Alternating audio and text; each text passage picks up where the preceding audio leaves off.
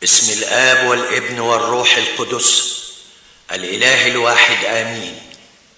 دير القديس العظيم الأنبا مقار بأبو تيك يقدم قصة حياة قديس وادي النطرون الأنبا مقار الكبير، صادق اللسان لابس الروح، جميل مرسوم. يا ربي يا يسوع يا حبيب نفسي، ضعفت قوتي وانا داخل قليتي في برية شهيت، والدنيا ليل وسترة الجسد أصبحت ضعيفة، فأنا شيخ في 97، لم تعد عندي قوة سوى قوتك يا يسوع. يا ترى يا يسوع هتمني عليا بالرحيل امتى، وحجيلك ازاي، وايه القضايا اللي هتواجهني بيها، وفين المكان اللي هسكن فيه يا يسوع.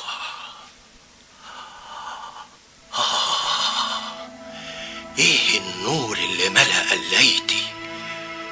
مين دول اللي داخلين عليا؟ باين عليهم 2 من القديسين، وشهم فرحان منورين مجد وكرامة، ده بيقربوا مني. بصلي يا أنبا مقار، مش عارفني؟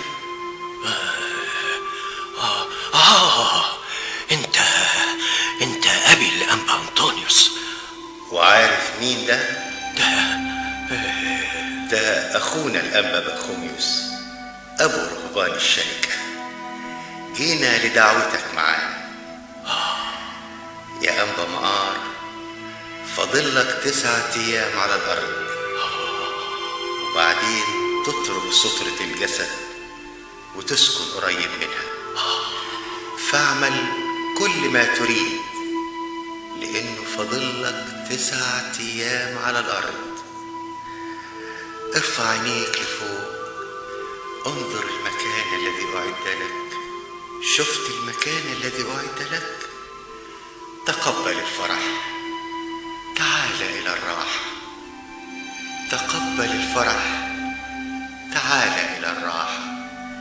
تقبل الفرح، تعال إلى الراحة. تقبل الفرح. استنى يا أبي أنطونيوس، استنى يا أنبا أنطونيوس، يا أنبا أنطونيوس، استنى يا أنبا أنطونيوس. أبونا مقار، أبونا مقاريوس، سلامتك يا أبونا. مين؟ أنت مين؟ أنا بافنوتيوس، تلميذك ودراعك اليمين وخادمك. بافنوتيوس يا ولدي، أنت أكبر تلاميذي، وهتكون أبو الرهبان في كل المواضع المقدسة من بعدي. إيه اللي جابك؟ إحنا كلنا رهبان برية شهيت واقفين على باب قليتك مستنيين الإذن بالدخول. سمعتك بتصرخ وتقول يا أنبا أنطونيوس. ده بعد 9 أيام يا مقار. بتقول حاجة يا أبونا؟ لا، بعد 9 أيام يبقى إيه؟ النهاردة 18 برمهات، بعد 9 أيام يبقى 27 برمهات. معادك يا مقار مع رب المجد. يا أنبا بافنوتيوس، من بعدي انت هتتولى المواضع المقدسة، لأنك تابعت الهدف الكلي لكل أعمالي، وهتكون مشهور في كل موضع، وهيجيلك جموع كتيرة من الرهبان، مش في برية شهيت وبس، لكن من كل بلاد مصر، ليتقبلوا منك كل صور الفضيلة. صور الفضيلة أخدتها منك يا أبونا عن طريق حلاوة الإرشاد الواعي لرجل الله القديس. مين اللي معاك برا يا أبونا بافنوتيوس؟ كل تلاميذك الرهبان يا أبونا، أبونا أودولفيوس وإيسيزيروس وأبونا سرابامون وأبونا أمونيوس وأبونا. خليهم يستريحوا وأنا هطلبهم بعد شوية. حاضر يا سيدي. يا اباء الرهبان، ابونا الانبا مقار الكبير تعبان وصحته تعبانه شويه. هيطلب مقابلتكم بس مش دلوقتي. احنا عايزين نقابله بس عشان نشوف. احنا عايزين بركته بس. يا ابهات طيب اتفضلوا استريحوا هنا على باب قليته لحد ما يأذن لنا بالدخول لمقابلته، وانا هنتظر معاكم.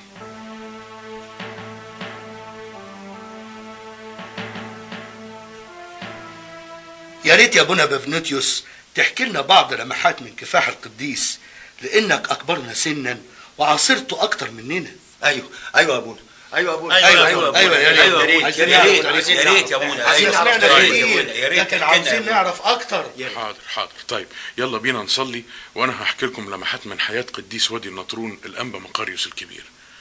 ابانا الذي في السماوات يتقدس اسمك.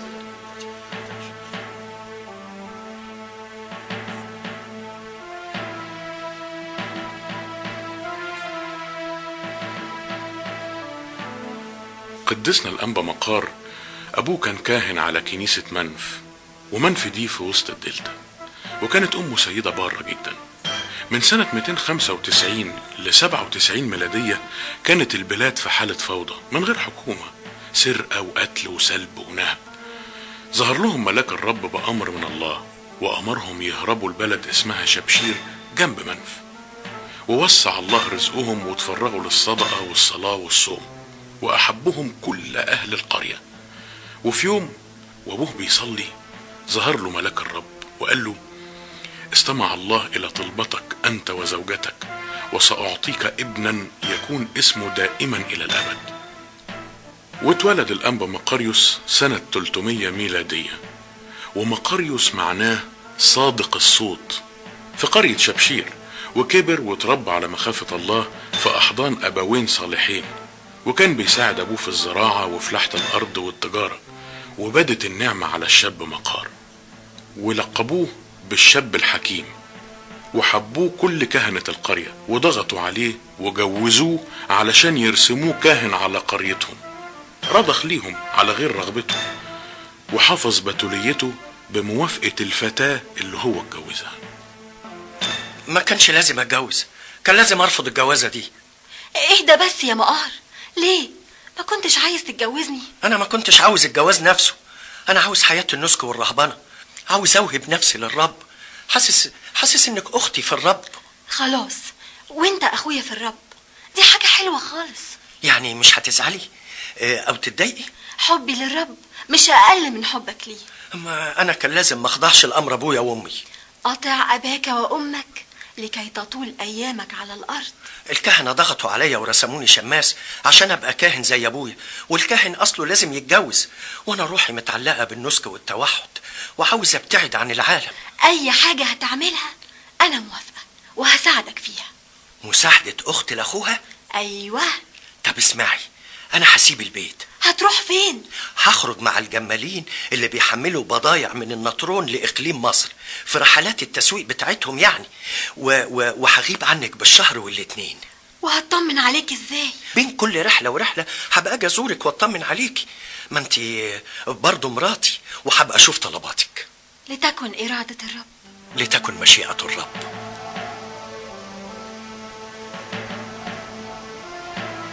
ولما طلع مرة مع جموع الجمالين وصلوا عند صخرة فوق الوادي، ولما نامت الجموع نام مقاريوس الصغير. شاف في حلم إنسان نوراني بيشع نور وبيقول له: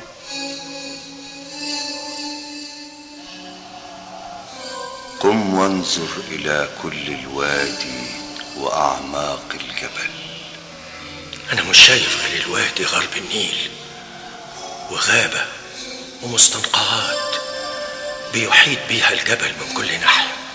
يقول الرب: هذه الأرض أعطيها لك فتسكنها وتثمر فيها وينمو ثمرك ويتكاثر زرعك ويخرج أبناء روحيون وحيكونوا رؤساء على الشعوب، وحيكون أصلك ثابت على الصخرة، والشعب اللي حيتلقى تعاليمك أبارك فروعه حتى يمجدون الله إلى أقاصي الأرض.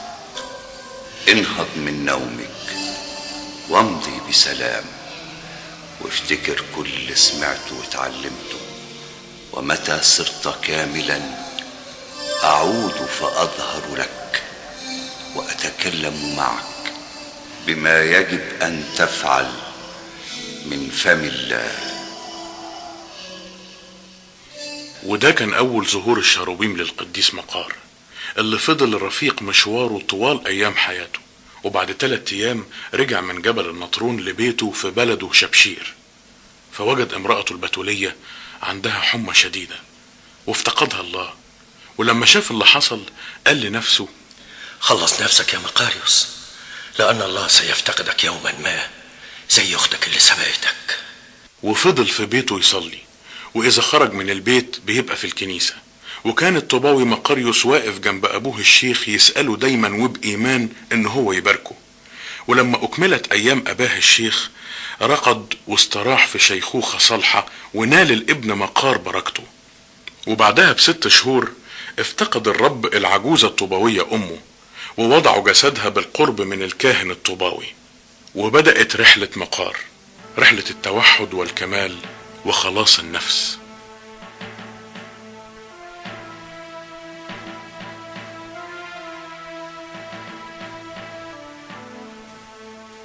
أيها الشيخ الجليل، أنا دعيتك النهاردة لقريتنا عشان تباركها ونتبارك بيك، لأن قريتنا ملهاش كاهن. ربنا يباركك يا مقار يا ابني، أنا شايف فيك نعمة الله. أنا عارف إنك عايش متوحد في قلاية صغيرة ورا قريتنا، وإنك بتخاف الله وتعيش حياة هادئة. ولما سألتك لعمل الصدقة لبلدنا وافقت. وافقت يا ابني، لأن دي إرادة الله. ودلوقتي قبل ما ترجع قليتك عاوز أسألك عن نفسي. أنا ليا رغبة شديدة في الكمال، وعاوز أتوحد مع الله واتفرغ لخلاص نفسي. وأنا راحل النهاردة لخلوتي مع ربي، وعاوز مشورتك وأنا ببتدي مشوار التوحد. اللي خطر على قلبك اعمله، لأن ده الرب اللي بيدعوك. اذهب بعيد عن هذه القرية، اسكن في قلاية جوه بعيد في البرية الجوانية، لأن مفيش حد من المكرسين سكن البرية من الداخل إلا واحد. ويعينك الرب على جهادك، لأن عدو الخير مش هيريحك في خلوتك. الله معنا. اسكن في البرية من الداخل، فيه متوحد واحد، أنطونيوس العظيم. يا ريت تحاول تشوفه وتتعلم منه، هيرشدك أكتر وأكتر. صلي لي يا أبي عن إذنك. الرب معاك يا ابني، مع السلامة.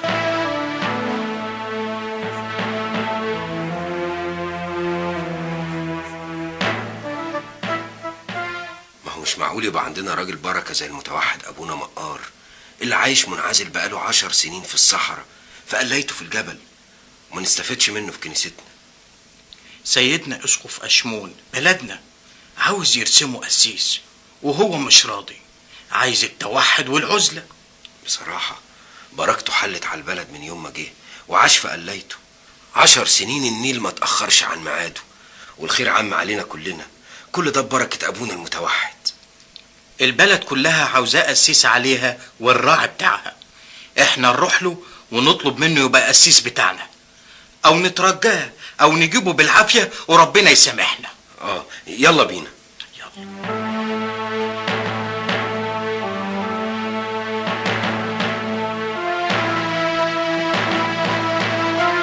سلام ونعمة يا ابونا. سلام يا ابني. مين؟ مش فاكرني يا ابونا مقار؟ انت ديماس، كنت بتجيني القلاية بتاعتي. ايوه يا ابونا، انا ديماس الجمال. كنت اجي اخد السلال والمخالي اللي بتعملها ابيعها، اجيب لك العيش والملح وطلباتك. امال كنت فين المدة دي؟ ده انا بقالي اكتر من 3 شهور قسيس هنا وما شفتكش. كنت في رحلة مع الجمالين لإقليم مصر، بنبيع ونشتري. ولما رجعت عرفت انك بقيت قسيس بلدنا، فرحت وجيت لخدمتك. وعامل ايه دلوقتي؟ كويس، لكن انا طول عمري بخدم الكنيسة وانا صغير، ونفسي اعيش معاك واخدمك. كلنا خدامين الله، لكن طريق التوحد غير طريقك. انت قلت لي يا ابونا طريق الله واسع ويقبل كل الناس. انت كده اخجلتني يا ديماس. وانت مش هتردني، هتخليني جنبك اخدمك. مادام كده، اول خدمة عاوزك تعملها لي تشوف لي طريقة نهرب بيها من هنا من غير ما حد يحس. لا، انا مش مصدق وداني. تهرب من هنا؟ ده الشعب بيحبك، واول ما عرفت رسالتك فرحت وجيت اتبارك بيك واخدمك، واول خدمة اعملها لك اهربك من البلد. لازم ارجع لحياة النسك والتوحد ونهرب لحتة بعيدة محدش يعرفنا فيها ولا نعرف حد. والناس هنا يا ابونا يبقوا من غير كاهن؟ الكهنة غير كتير وربنا يبارك فيهم. انا موافق يا ابونا، بس بشرط. ايه هو؟ افضل معاك اخدمك واتعلم منك وافهم طريق الرهبنة والنسك والتوحد. ده انت ربنا بعتك ليا. يلا يلا يا ابونا، لم حاجتك وقابلني من عند باب الكنيسة الوراني، هاخدك ونطلع من عند المنافل على الصحراء على طول.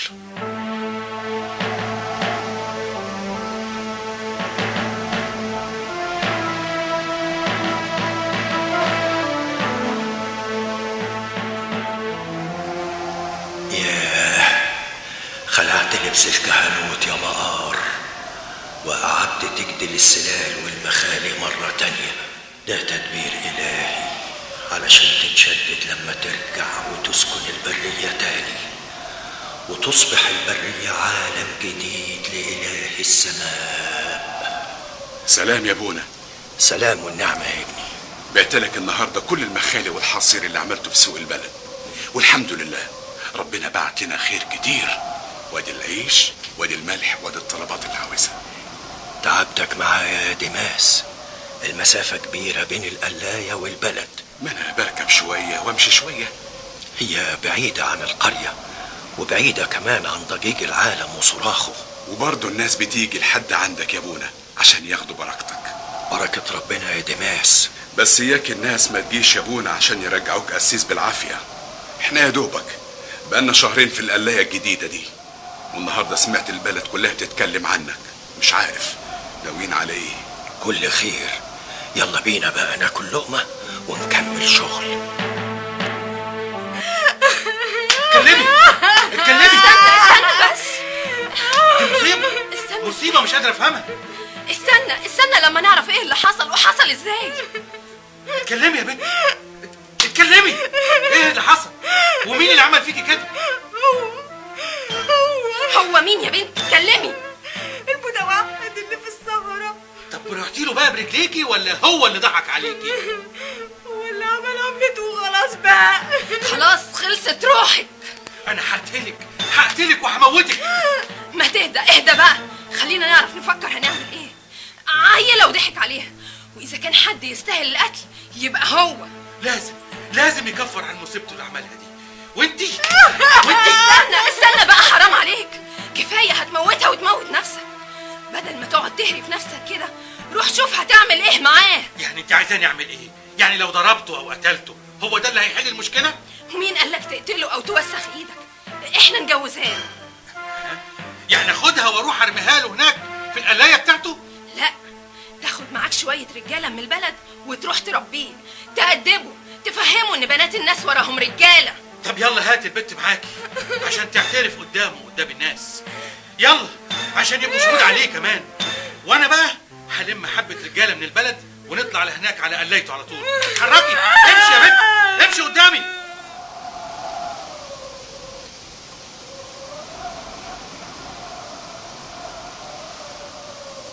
الحق يا ابونا مقار، تعال بص. ايه ده؟ دي البلد كلها جاية على هنا. صدقني يا ابونا مقار انا ما عملتش حاجة. ما تخافش اما نشوفهم عاوزين ايه. انت بقى مقار المتوحد؟ ايوه. بخير ان شاء الله. والخير هيجي منين؟ تعالي يا بنت هنا. هو ده اللي عمل فيكي كده؟ انت يا بنت مش عاوزه تردي ليه؟ حتى وشك في الارض ليه؟ ما تقولي. ايه بس الحكايه؟ مش عارف بقى ايه الحكايه؟ اللي في بطنها ده جه منين؟ ابونا مقار طاهر وقديس ولا يمكن يعمل اللي بتقولوا عليه ده. امشي احسن. ديماس يسوع المسيح لبس إكليل الشوك وحمل الصليب ومشي بيه في طريق الآلام من غير ما يقاوم أو يمد إيده على حد. طب قول لهم ده ما حصلش. ساكت ليه؟ دافع عن نفسك. هيدافع يقول ايه؟ فليتمجد اسم الرب في كل شيء. احنا بقى مش هنضيع وقتنا في الكلام ده. ايوه طبعا. يلا خدوه واربطوه جروه. يلا قول لهم ده ما حصلش. قول لهم ده ما حصلش. ساكت ليه؟ ساكت ليه؟ هيتكلم يقول ايه؟ ايوه اضربوه.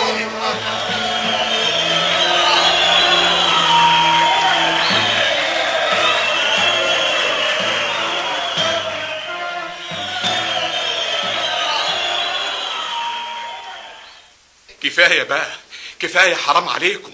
3 أيام بتضربوه وتعذبوه والدم نازل من كل حتة في جسمه. يستاهل. مش هو ده بقى الراهب المتوحد اللي كنت بتكلمنا عنه بكل احترام وتقديس، واللي عشانه سبت اهلك وقاعد تخدم فيه؟ لو مات دلوقتي مين يتحمل ذنبه؟ طب اسأل الناس كلها. ده هربان من خدمة الكهنوت في أشمون عشان الشيطان راكبه. ايه اللي انتوا عاوزينه؟ يكفر عن ذنبه. ايوه طبعا. ازاي؟ يتجوز البنت ويصرف عليها وعلى ابنها اللي هيجي ده راهب ومش ممكن يتجوز. يبقى هنفضل نضرب فيه لحد ما يموت. ايوه. طب اسمعوا، هو بيحبني وبيسمع كلامي وانا مستعد اضمنه. وانا كمان مستعد اسيبه بس بشرط تضمنه يصرف على البنت لحد ما تولد ويتكفل باكلها ولبسها وتربيه ابنها بعد ما تولد. وانا اضمنه بروحي.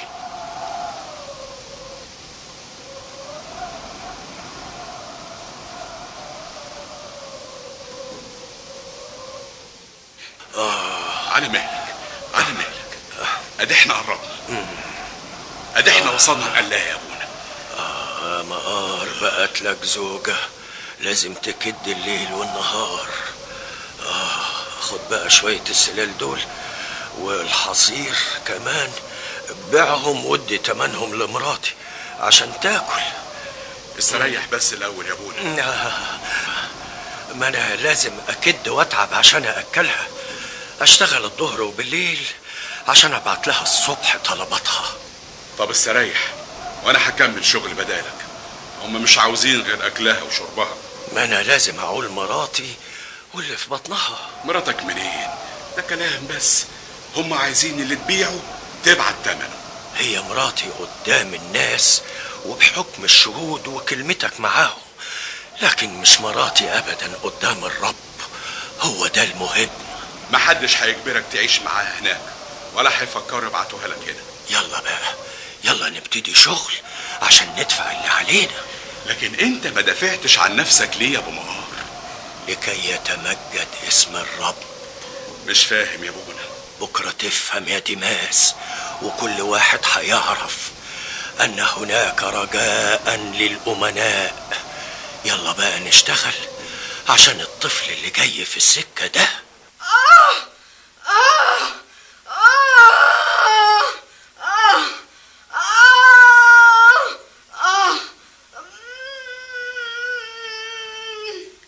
ايه بس يا بنتي، انا مش عارفه ايه اللي حصل لك. بس مش عارف ايه اللي حصل. ايه اللي بيجرى ده بس؟ وبعدين هنعمل ايه؟ البت بقى لها 4 أيام بتولد والعيل مش عايز ينزل. يمكن راكبها شيطان. راكبها الشان 4 أيام وهي بتولد. يا رب يا رب.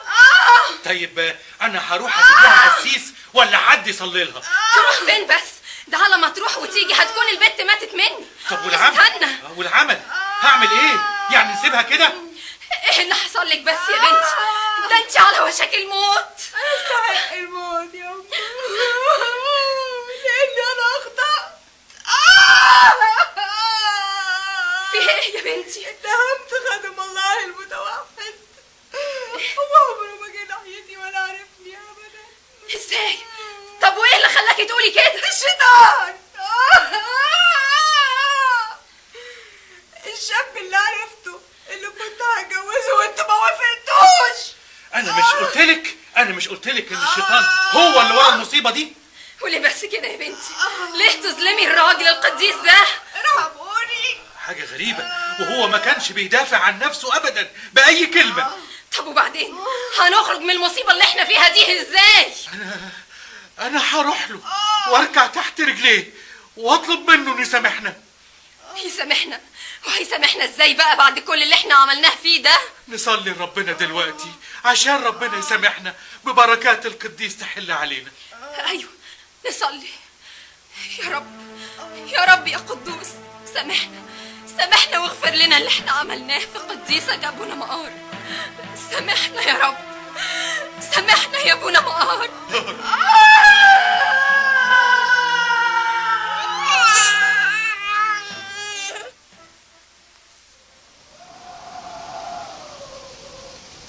وقعدت تتعذب في الولادة 4 أيام لحد ما اعترفت بالحقيقة، وأول ما اعترفت ولدت على طول.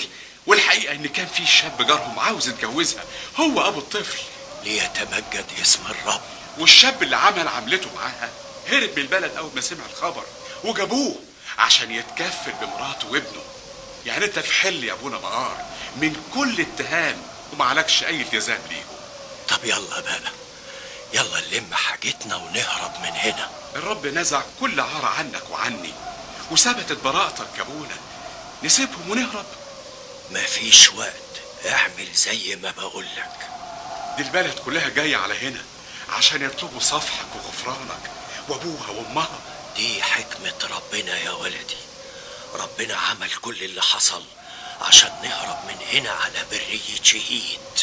التجربة اللي حصلت ده تدبير إلهي. يلا يا ولدي.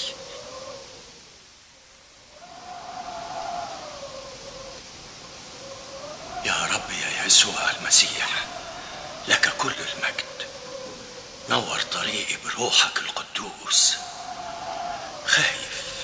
خايف يا ربي أضل طريقي في شعاب الحياة. مش عارف أروح فين. يا ربي إيه النور ده؟ يا مقار، قلبك تقل ليه؟ لأنك أهملت كل ما قيل لك، ومع ذلك أنت احتملت التجربة للنهاية عشان تتعلم بالخبرة الجهاد اللي هيكلفك بيه الرب وتجارب الشياطين معاك. يلا يا مقار، يلا عشان تسكن المكان اللي اختاره لك الرب، المكان اللي هتكون فيه أب لكثير من الأبناء الروحيين. هكذا أمر الرب.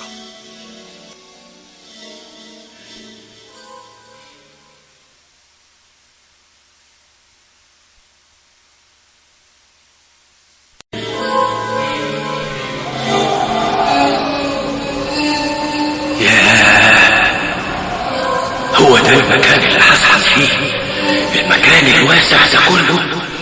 اختار المكان اللي يناسبك واسكن فيه. اسكن فين في الجبل ده؟ انا مش عارف اي حاجة في المكان كله.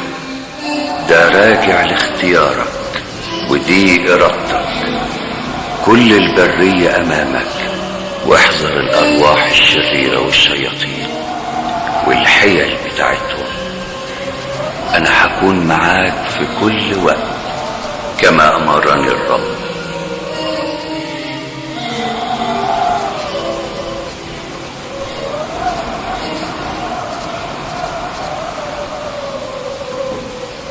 يا ربي أنا سكنت البناي كما أمرت، وعملت لي مغارة أعدي فيها، وعملت مغارة تانية مسبح ناحية المشرق عشان أنول البركة، وبضفر جليد النخل وبد السلال للتجار اللي بيعدوا عليا من حين لآخر.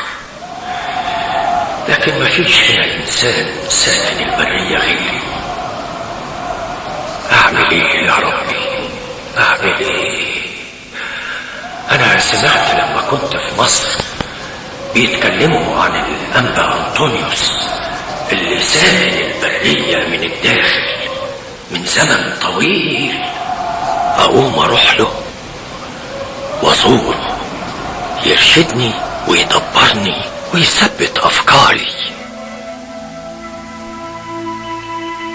يا مقاريوس يا ابني، اسمك معناه صادق الصوت، ولانك طباوي زي اسمك الرب اخبرني مقدما انك جاي تزورني. ارشدني يا ابي الانبا انطونيوس. يا مقاريوس، هيجي الوقت اللي هتشوف فيه خلاصك. انا عارف الحرب اللي دارت بينك وبين الجاحدين والشياطين ونصرك الله عليهم. اسمح لي يا ابتي افضل جنبك انال بركتك. كل واحد يا انبا مقار يفضل في المكان اللي حدده الرب. انت يا ولدي تروح لقلايتك في برية شهيد. يلا بينا نصلي.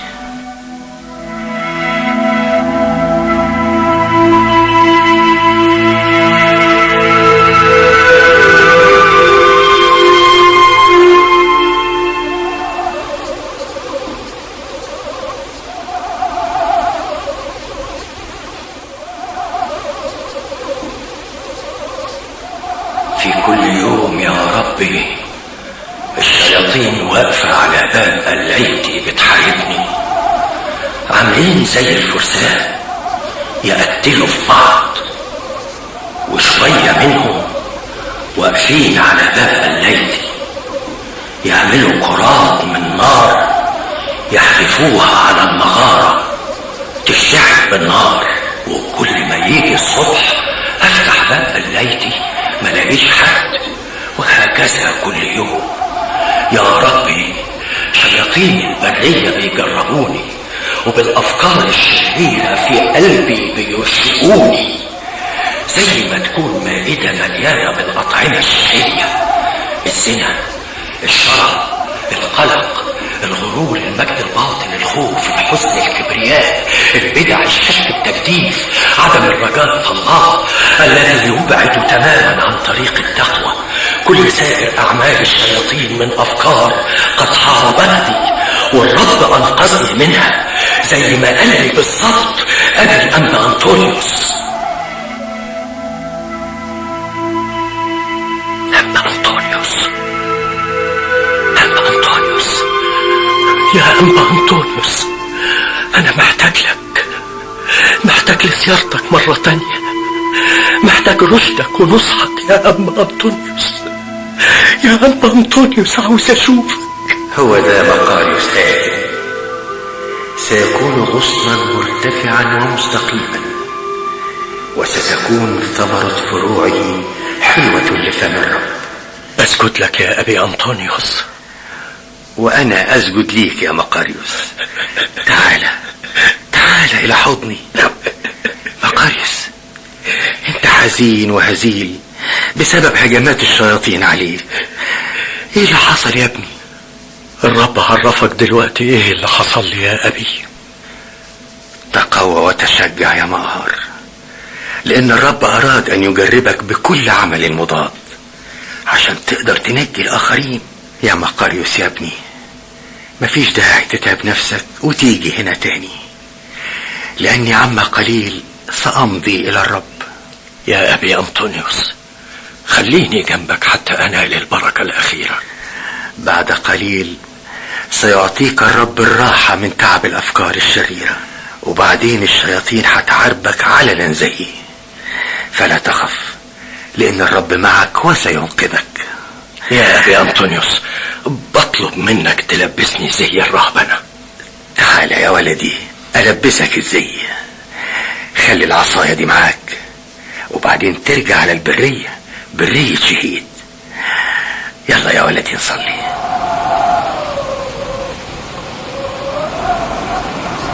بأمر الله أكملت السعي يا أنبا أنطونيوس، ورحلت عن الجسد، وبأمر الرب رجعت مكاني في البرية، واتجمع حواليا كل من أراد الرهبنة.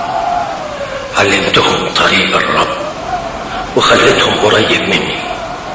حفروا مغارات في الصخر وغطوها بسعف وأغصان النخل من الوادي ليسكنوا فيها، عشان أعلمهم عمل الله وعمل اليدين وتبيان النفوس.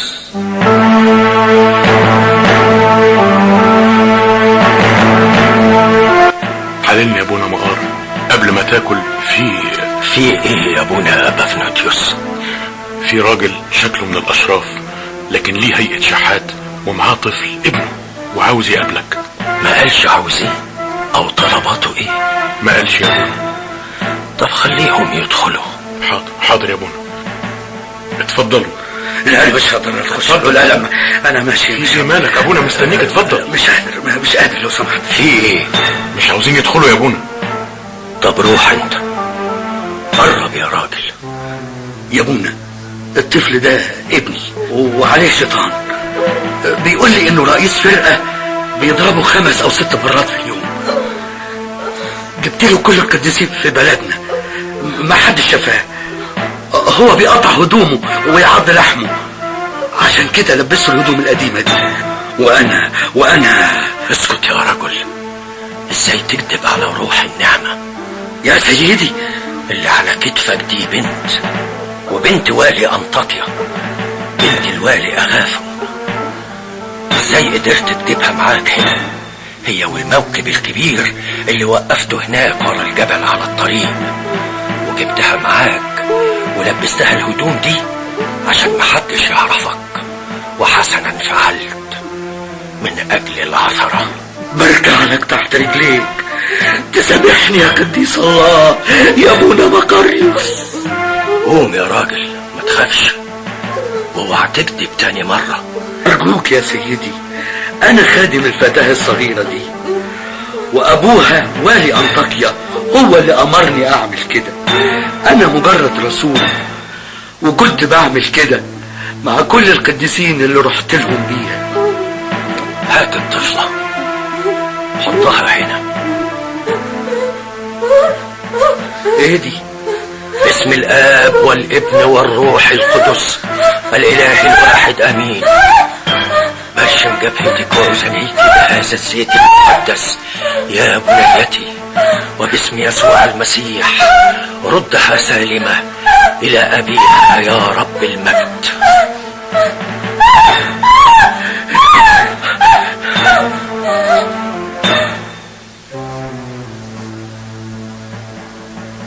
اسمع يا رجل، لما ترجع للموكب بتاعك اللي ورا الجبل ما تفضلش هناك، روح قريب من مصر، وقبل ما ترجع بلادك ومن أجل إيمان أبيها في القديسين وإيمانها المستقيم في الأرثوذكسية أجرى الرب نعمة الشفاء للطفلة. أرجوك يا سيدي، دول 4000 قطعة ذهب هدية من والي أنطاكيا. يا ابني، إننا لا نعطي أبدا موهبة الرب مقابل ثمن، فامضي بسلام إلى من أرسلوك.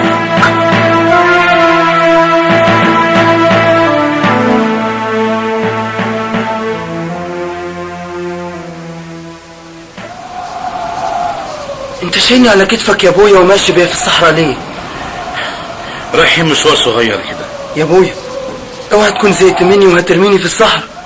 هزهق منك ليه يا ولدي؟ عشان انا كسيح وما بقدرش امشي، وانت اللي بتعمل لي كل طلباتي. انت اتولدت كده، ودي حكمة ربنا مالكش يد فيها. طب هو ربنا اللي خلقني كده يا كسيح؟ حكمته يا ولدي. ايوه، يعني هو قادر يشفيني؟ طبعا قادر يشفيك يا ولدي، وابقى زي كل الولاد، اجري والعب معاهم واساعدك في الغيط واجيب لك كل طلباتك. ان شاء الله هتجري وتلعب زي كل الولاد. طب يلا يا ابويا، انا تعبت والدنيا شمس وحر. خلاص قربنا نوصل اهو، القلاية بتاعت ابونا مقار هناك اهي. انت موديني عند الراهب اللي ساكن في الصحراء؟ ايوه يا ولدي، الابا مقار قديس الرب، والناس كلها بتيجي تتبارك منه وهيشفيك. وان ما قدرش يشفيني هتشيلني وترجع بيا ولا هترميني هنا؟ خلاص اوعى تسيبني يا ابويا. خلاص اسكت اسكت بقى، ادينا احنا وصلنا القلاية بتاعت ابونا اهي. انزل، ايوه كده، اقعد على باب القلاية، وهو لما يجي ويشوفك هيشفيك. وانت رايح فين يا ابويا؟ راجع البلد، وهجيلك بكره ولا بعده. يعني هتسيبني لوحدي يا ابويا وتمشي؟ ربنا معاك يا ولدي، انا تعبت وقلبي بيتقطع، بس اعمل ايه؟ ما تسيبنيش يا ابويا، خدني معاك، ما تسيبنيش في الصحراء لوحدي. مع السلامة يا ابني، مع السلامة يا حبيبي، انا تعبت.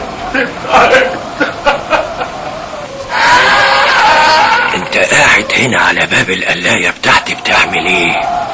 انا مش قاعد يا ابونا، انا مشلول. ابويا شالني وجابني من البلد وقال لي الراهب هيشفيك، ورماني هنا ومشي. هو في اب بيرمي ابنه؟ ضناه. امال سابني وطلع يجري ليه؟ سابك وطلع يجري عشان تجري وراه. طب ازاي؟ قول باسم الاب والابن والروح القدس الاله الواحد امين، ليتمجد اسم الرب. وقف على رجليك. باسم الاب والابن والروح القدس الاله واحد امين، ليتمجد اسم الرب. انا وقفت على رجلي وبحركها اهي، ليتمجد اسم الرب. انا وقفت على رجلي يا ابويا. مش هيسمعك من هنا. اجري بقى حصل ابوك. ابويا استنى يابا، خدني معاه. ابويا ليتمجد اسم الرب، ليتمجد اسم الرب. بركاتك يا قديس الله. اجري يابا، اجري حصلني. على مهلك يا ابني، مش هتروح حصلك. اجري يابا، اجري ورايا. ليتمجد اسم الرب، ليتمجد اسم الرب. بركاتك يا قديس الله.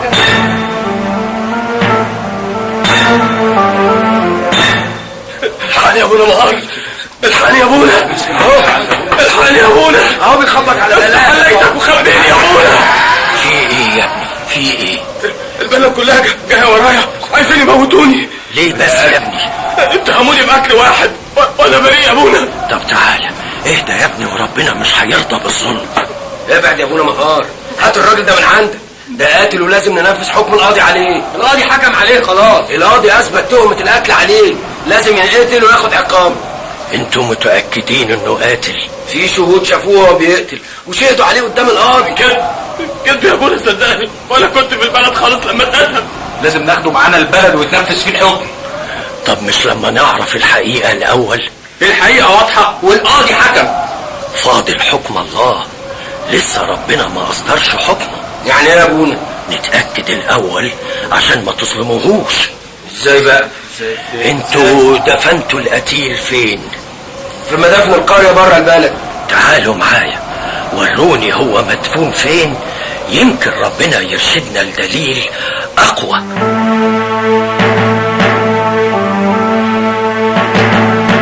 اهو يا ابونا القبر اللي مدفون فيه القتيل. باسم الهنا يسوع المسيح. قل لنا يا اله العدل والرحمة، باسم يسوع المسيح قل لي يلي ساكن في القبر ده، انطق بلسانك وقول اذا كان الشاب اللي واقف قدامك ده هو اللي قتلك ولا لا. الراجل ده مظلوم، مش هو اللي قتل. ارقد بسلام حتى يأتي الميعاد. الحمد لله الحمد ليك يا رب. انا عارف اني كنت مظلوم يا قديس الله. يا أنبا مقار يا قديس الله، يا أنبا مقار يا قديس الله، يا أنبا مقار. اسألوا يا ابونا مين اللي قتله. ما اقدرش اسأل مين القاتل. ليه يا ابونا؟ والعدل؟ العدالة الأرضية محدودة وليها الأدلة المادية وبس. العدالة الإلهية ملهاش حدود، وبقوة الله خلصت نفسي بريئة. بركاتك يا قديس الله، بركاتك يا قديس الآب والابن.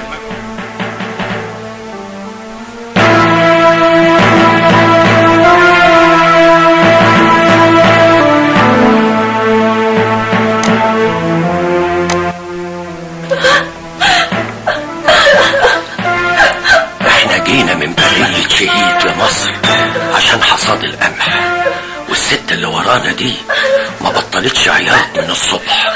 هي ايه الحكاية؟ في واحد كان حاطط وديعة عند جوزها، مبلغ من المال شايله معاه، وفجأة جوزها مات من غير ما تعرف مكان الوديعة، وجوزها شايلها في حتة بس محدش يعرف فين. صاحب الوديعة قعد يطالبها بيها وهي تقول له مش عارفة حاجة. في الاخر اخد ولادها الاتنين علشان يشتغلوا عنده عبيد مقابل الوديعة. طب قول لها تيجي تقابلني ساعة الراحة في الظهر.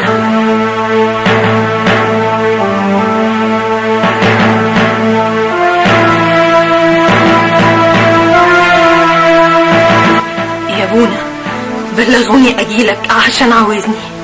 انا عرفت حكايتك وحكاية الوديعة، أنا في عرضك يا أبونا، ولادي اتيتموا من أبوهم، وهنقضي كمان عمرنا نشتغل عبيد. أنا جوزي شال الوديعة وما قاليش هو حاططها فين. السيد المسيح نزل عشان يحررنا من العبودية، وانتم مالكوش ذنب في اللي حصل. صلواتك يا أبونا. تعالي معايا وريني انت دفنتي جوزك فين، وسيب الباقي على ربنا. اتفضل يا أبونا، أنا تحت أمرك.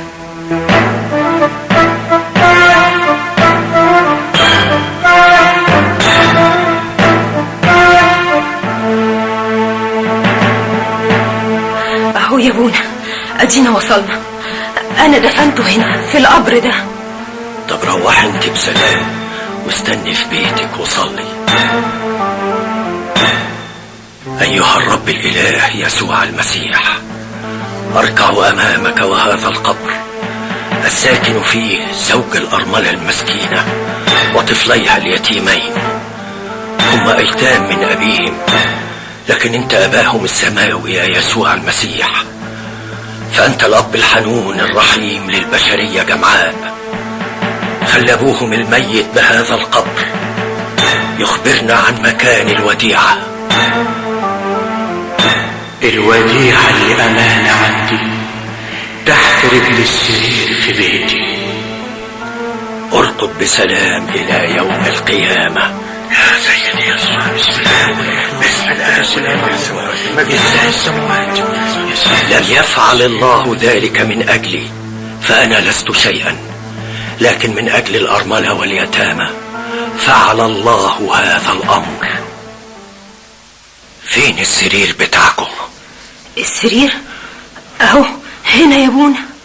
دوري هنا تحت رجل السرير دي. حاضر يا أبونا. ايه ده؟ ليتمجد اسم الرب، ليتمجد اسم الرب. ايه الوديعة اهي. بركتك يا أبونا، بركتك يا أبونا، يا أبونا. الله، إيه انت فين؟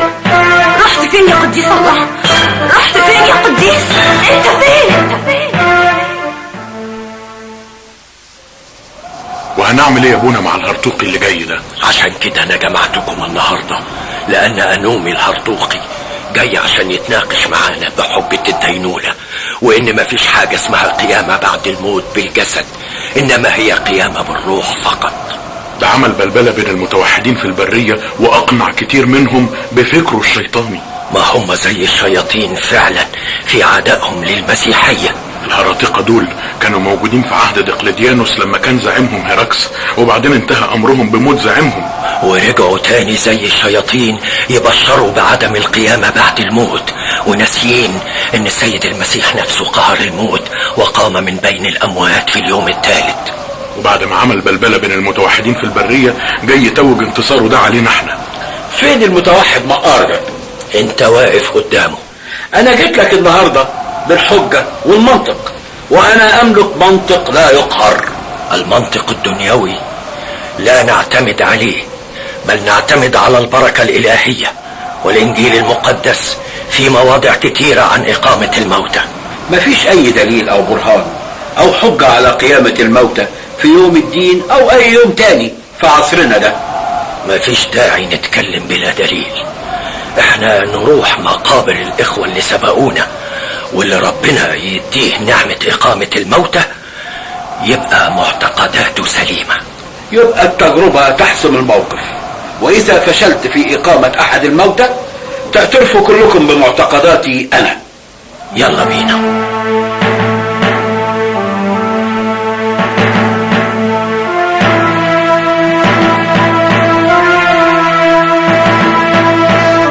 اختار بقى القبر اللي يعجبك واثبت حجتك.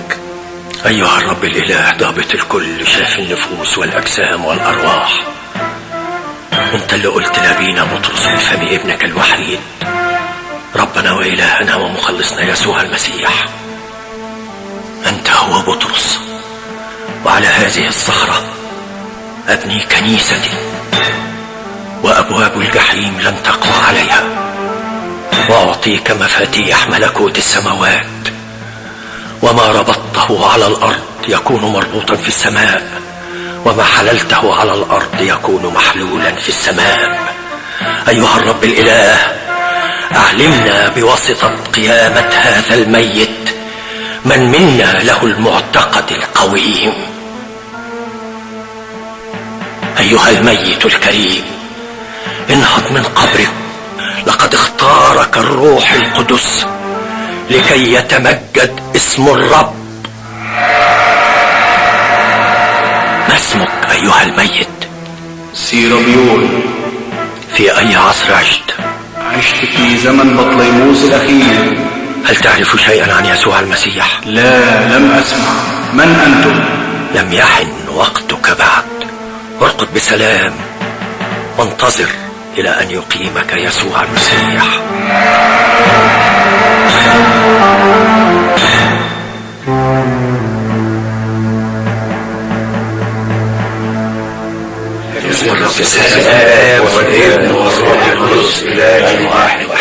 يا ابونا بافنوتيوس، احنا بقالنا دلوقتي 8 ايام مستنيين على باب قلاية ابينا الانبا مقار، عاوزين نشوفه بقى.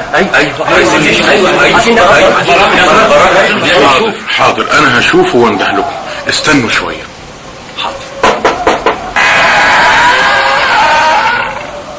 ده 8 يوم يا ابونا واحنا منتظرين الاذن بالدخول. يعني عشية 9 يا أنبا بافنوتيوس؟ ايوه، بكرة يعني 9 يوم، 27 برمهات، والاخوة الرهبان عاوزين يشوفوك. خليهم يدخلوا. اتفضلوا اتفضلوا يا اخوتي، اتفضلوا. سلامتك يا اخويا. بتعيطوا ليه؟ لم يأتي الوقت بعد. لماذا تبكون وتحزنون قلبي؟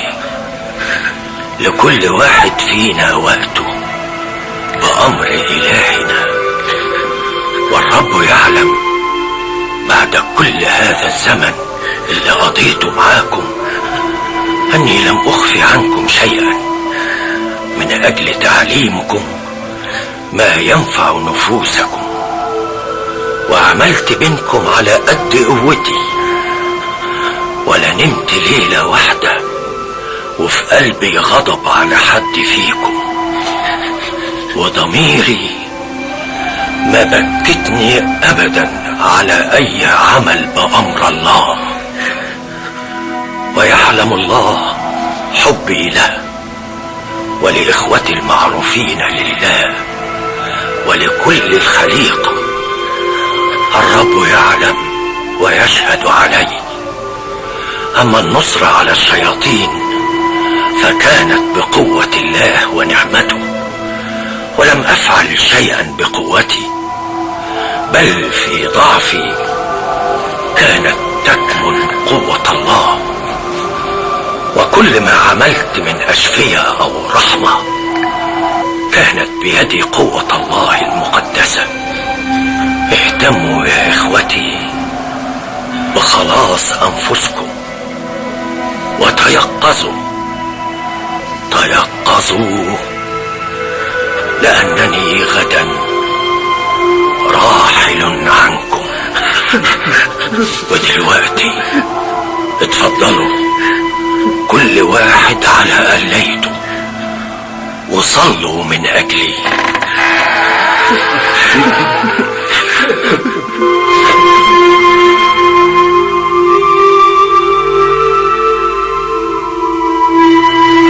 النهارده 9 يوم زي ما قلت يا أبي أنطونيوس. ايه النوم العظيم ده، وايه الجمع الكبير ده؟ أسرع يا أنبا مقار واخرج، كل القديسين منتظرينك. يا رب يا يسوع، يا حبيب نفسي، اقبل روحي.